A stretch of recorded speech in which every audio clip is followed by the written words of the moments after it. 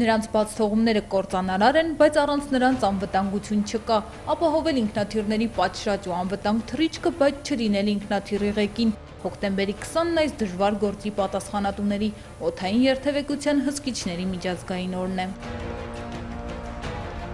Օրը պատահական չէ ընտրված։ 1961 թվականի հոկտեմբերի 20-ին Ամստերդամում ստեղծվեց օդային հսկիչների միության միջազգային դաշնությունը։ Այս իրադարձությունը փոխեց օդային տրանսպորտի զարգացման պատմության ընթացքը։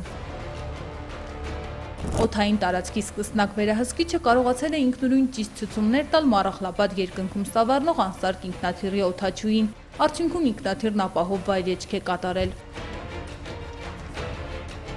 Այս տարի մայիսի 5-ին Ճապոնիայի օդային տարածքում մեծ ողբերգություն կլիներ, եթե օդային երթևեկության ռուս հսկիչները արագ չկողմնորոշվեին։ Ռուսական ամենատարողունակ մարդատար ինքնաթիռը քիչ էր մնում բախվել լրտեսական ինքնաթիռի եւ ուղղաթիռի, որոնք չէին արձագանքում մարդատար ինքնաթիռի ազդանշաններին։ Ռուսական օդային երթևեկության հսկիչները ստիպված փոխեցին թռիչքի պլանն ու կարողացան այն հաջողությամբ իրականացնել։